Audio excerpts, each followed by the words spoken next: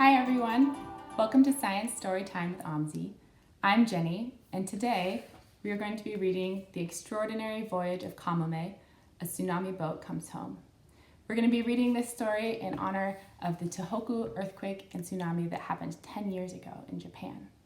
I'm going to read sections from the story, and then I'm going to lead some different STEAM activities that you can try at home. STEAM stands for science, technology, engineering, art, and math. All you need to participate are yourself, a grown-up assistant.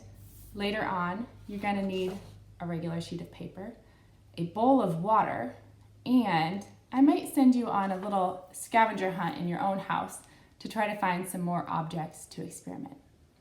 Let's see what happens in this book. This is a real-life story. There is a place called Rikuzen-Takeda in Japan near the beautiful Pacific Ocean.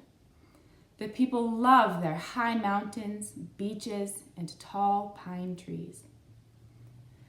There is a place called Crescent City in America on the other side of the Pacific Ocean.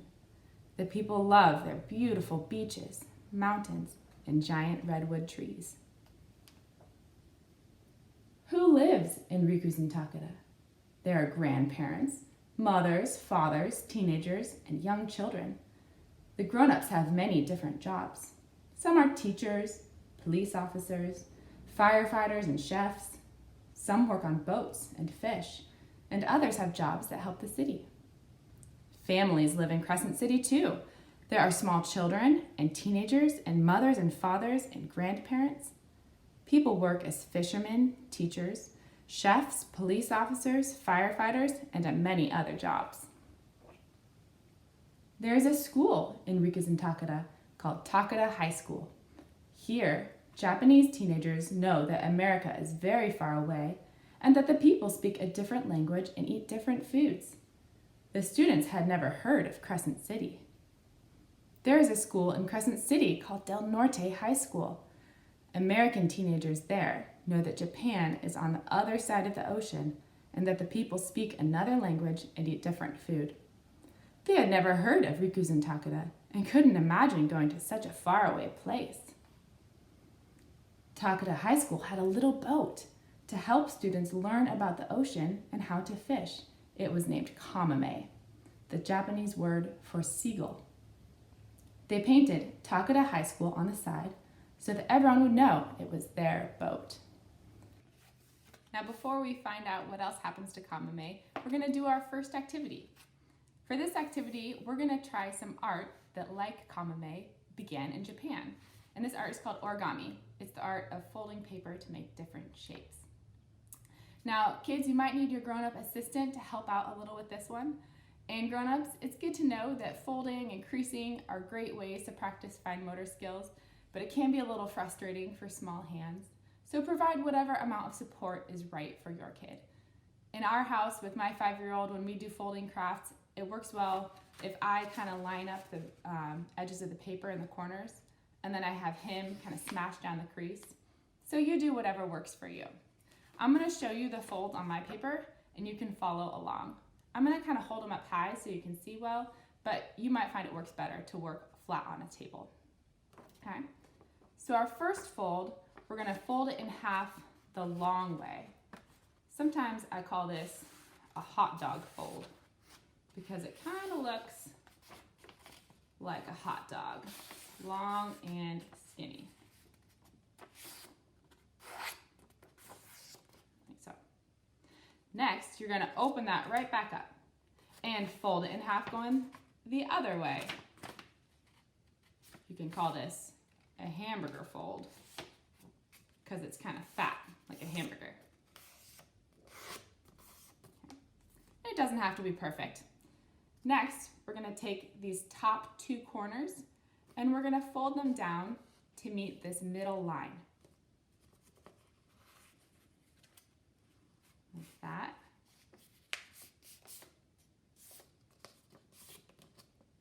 And then the other side.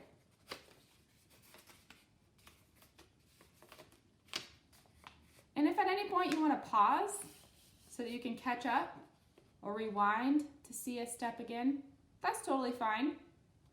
And as you can see, mine's not perfect. That's okay. Now I want this to be a pretty neat triangle, so I'm going to do that by folding up the bottom on the front and the back, like this.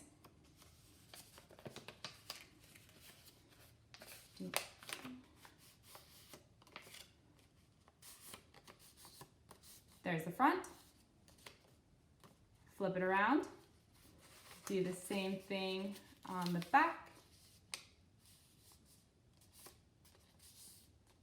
Like so. Flatten out my creases nice and tight. And now I'm going to complete the triangle by taking these little corners right here, and I'm just going to fold them back. Like so. All right. Now we're going to try a little magic trick. And we're going to take this triangle and we're going to turn it into a square. The way we do that is by looking at the bottom or feeling around the bottom. You'll notice there's a little opening, kind of like an envelope. You can kind of wiggle your fingers in there to kind of pop that triangle open, and then take the bottom two corners and push, push, push, push, push, push, push, push, flatten them together. And what do you know? We have a square, or kind of a sideways square, which I guess you could call maybe a diamond. Anyhow, we've got now a square, and we're going to turn that square back into a triangle. You ready? And take the front of this square and fold it up to meet the top. Flatten down your crease, like so. Turn it around, do the same thing on the back. Fold the bottom up to meet the top.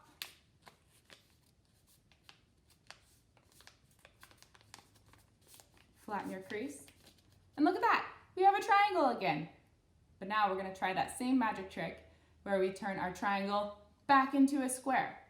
And to do that, you find that little envelope opening in the bottom, wiggle your fingers in, and then once again, we're going to take our two bottom corners and push, push, push, push, push, push, push, push, push, push, until you have a flat square again.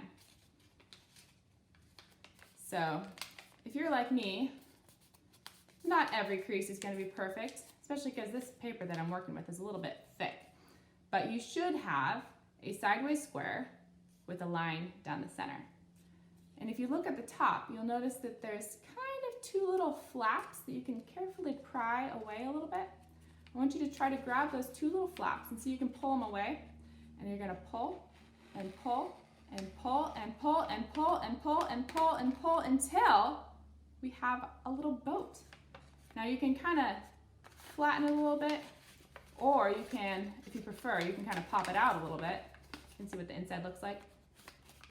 You can make it kind of wide like a rowboat, or you can make it kind of skinny like a canoe. Either way, you have a three-dimensional origami boat that actually floats. So let's go back to the story and see what happens to the boat Kamame in this next journey. One day there was a very big earthquake. The ground shook and shook and shook. The earthquake caused big waves called a tsunami. The tsunami swept over the city of Rikuzentakara and washed many buildings, cars, and boats into the ocean. The people were frightened and angry and sad. The tsunami traveled all the way across the Pacific Ocean to America. By the time it reached Crescent City, it was much smaller, but it was still big enough to sweep over the harbor in Crescent City and sink many boats. Kamame and the other boats were washed out into the ocean by the big tsunami waves. Kamame was carried far, far off the coast. The people thought the little boat and all the other things caught in the tsunami were lost forever. The big tsunami waves flipped Kamame upside down. The only part of the little boat above the water was her blue bottom. The winds and the ocean slowly pushed Kamame away from Japan and towards America. Kamame was alone in the big, Pacific Ocean. Sometimes Kamame was caught in big storms that tossed the little boat back and forth, up and down. Great waves splashed completely over her, but the little boat was very strong and kept on floating. The little boat's only companions were seabirds, whales, dolphins, fish, and other creatures. Sea animals called barnacles stuck to every part of Kamame that was beneath the water. Their long necks floated beneath the little boat. Kamame must have looked very strange to the dolphins and other creatures that swam beneath her. The barnacles grew and grew until they were more than a foot long, dangling beneath the boat like big noodles. Months and months went by. Now, before we see what happens next, we're going to try our next activity. Now, for this activity, I'm going to have you in just a moment pause the video and go around your house or your classroom or wherever you are right now and go find 5 small objects. Now, these can be anything you want, as long as it's something that's safe, that you're allowed to have, and that it's small enough to more or less fit in your hand. All right? 5 small things. Get creative. Ready, set, go find them.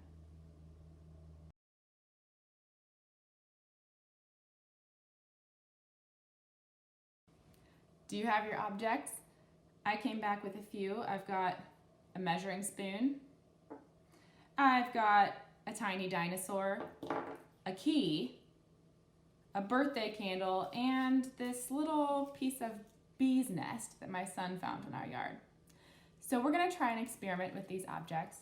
And I want you to think back to the boat Kamame and how it stayed floating in the ocean for so long, even after months and months of being washed out to sea.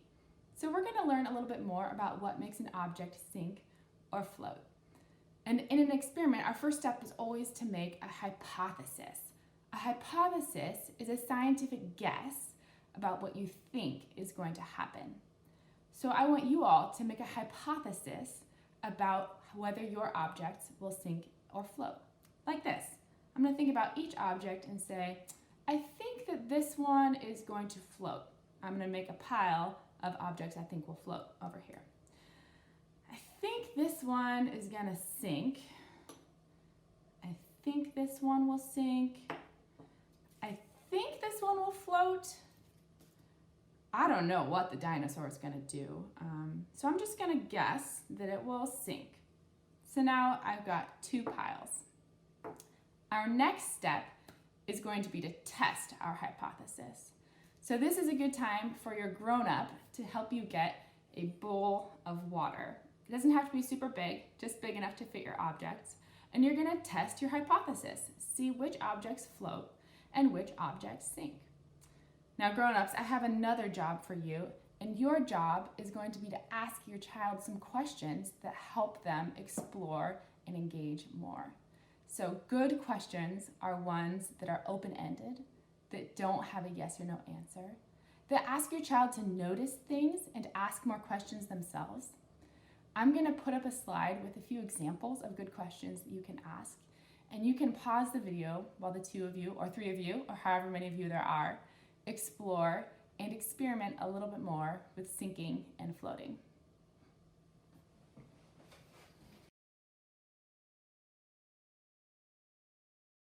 Now that we've experimented a little bit with floating and sinking, let's see what happens to Kamame next.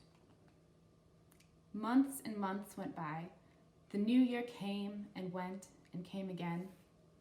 It was hard for the people in Rikuzen Takara to enjoy New Year's celebrations like making mochi.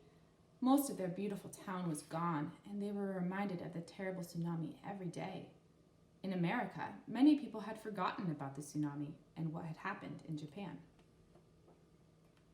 One day, more than 2 years after the tsunami, a strange little boat washed ashore near Crescent City. The Americans had never seen a boat like this before. The long barnacles completely covered the sides. Many people came to look at the boat. They scraped off some of the barnacles and saw the Japanese writing. They wondered what it said. A Japanese person read the characters, which said Takada High School. The people in Crescent City learned that Takada High School was in Rikuzen Takeda, Japan, and that the boat had been lost in a tsunami. The students from Del Norte High School saw the boat too. They were amazed that the little boat hadn't sunk. They liked the name Kamame because there were a lot of seagulls in Crescent City too. No one knew what to do with the little boat. For weeks and weeks, the little boat sat alone. One day, the Del Norte High School students said, "Maybe we could send this boat back to the people who lost it." The students cleaned the boat. They talked to their teachers about how to send the boat home. The teachers talked to officials in America and Japan. Many people wanted to help return the little boat. Finally, Kamame was put on a ship to return to Japan. It had taken the little boat 2 years to travel to America. The big ship took less than a week to take Kamame back to Japan. Takeda High School students came out to see the little boat when she arrived in Rikuzen Takeda. It made the students smile to see their boat again.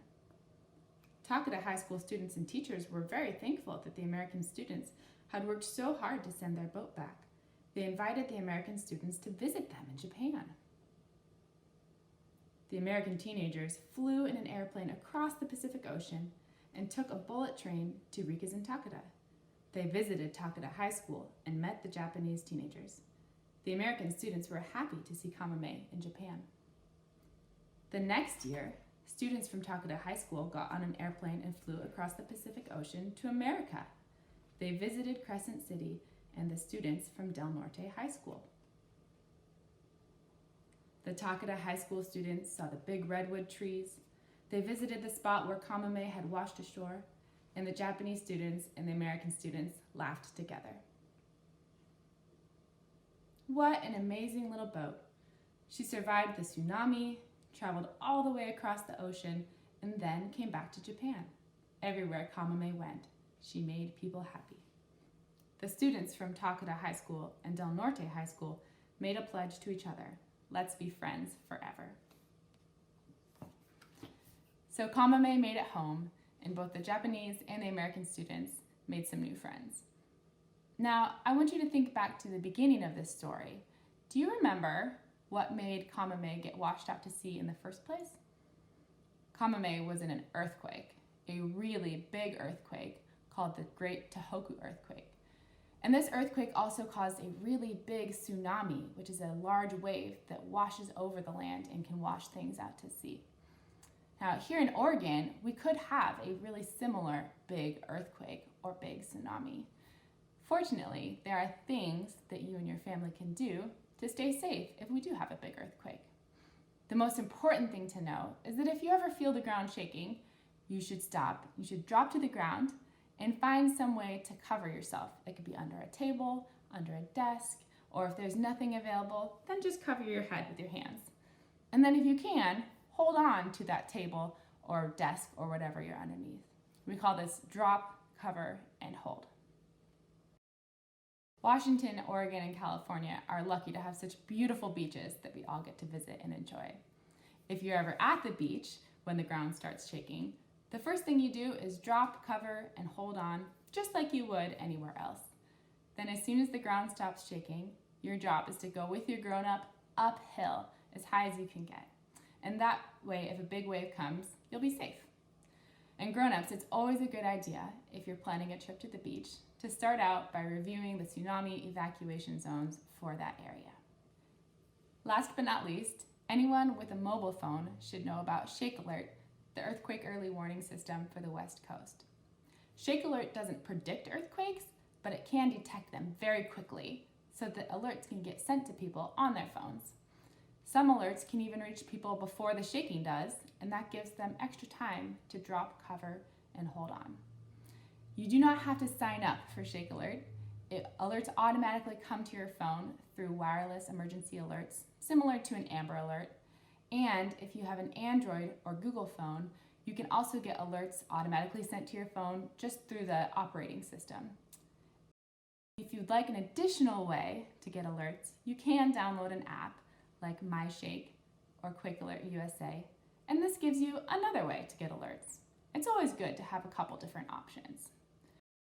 Shake Alert is available to mobile phones in California and in Oregon, and will be available in Washington beginning in May of 2021. Last but not least, if you are interested in more family-friendly earthquake science and safety activities, I recommend that you check out Rocket Rules Activity Book. This is free for download in English as well as 8 additional languages. You can print it and try it out at home. Thank you so much for joining me for OMSI Science Storytime. We hope that you had a good time and that you stay safe.